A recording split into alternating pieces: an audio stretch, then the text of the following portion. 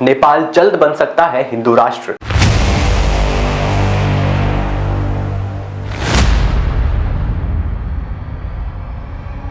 नेपाल में जनता खुद चाहती है कि वहां राजतंत्र स्थापित हो।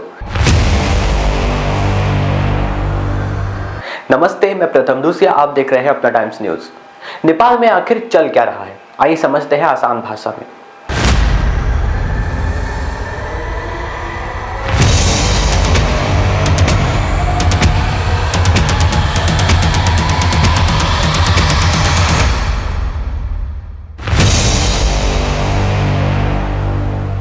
भारत की राजधानी दिल्ली से करीब 600 किलोमीटर दूर हिमालय की गोद में बसा हुआ देश नेपाल अपनी सुंदर वातावरण और सांस्कृतिक परंपराओं के लिए प्रसिद्ध है ही, साथ ही पर्यटन की दृष्टि से भी बेहद लोकप्रिय है। लेकिन आज यही नेपाल विद्रोह की अग्नि में जल रहा है, यानी वापस से हिंदू राष्ट्र की मांग और राजतंत्र का होना वापस जनता चाहती है। दरअसल नेपाल की वर्तमान सरकार से वहां की जनता खुश नहीं है।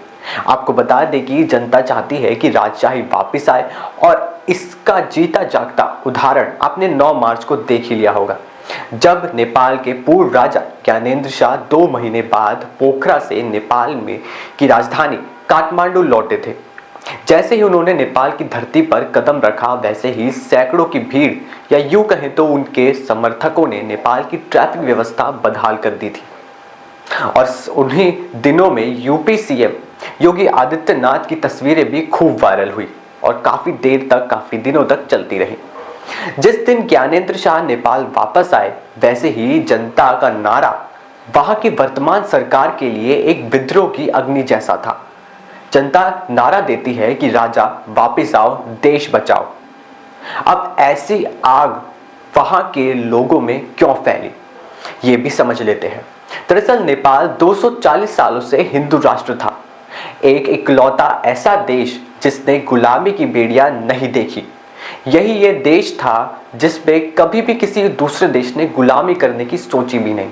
और नेपाल की 3.5 करोड़ आबादी में से 80% आबादी हिंदू की है और बाकी क्रिश्चियन, मुस्लिम माइनॉरिटीज में आते हैं।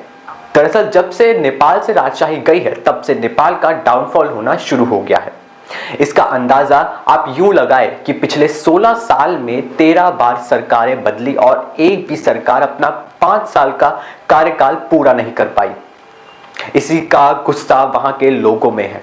दरअसल नेपाल में साल 2008 में राजशाही खत्म हुई थी और उसके अंतिम राजा बने थे ज्ञानेंद्र शाह, और तब से लेकर आज तक वहां पर लोकतंत्र स्थापित है।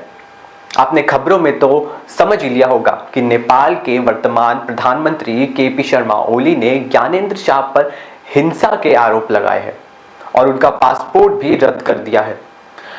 आपको क्या लगता है कि क्या नेपाल को अपनी पुरानी पहचान यानी हिंदू राष्ट्र की पहचान वापस मिल पाएगी? अपनी राय हमें कमेंट बॉक्स में जरूर बताएं और जानकारी अच्छी लगी तो लाइक, शेयर, कमेंट जरूर करें। आप देख रहे थे अपना टाइम्स न्यूज, मैं आपके साथ प्रथम दूसिया।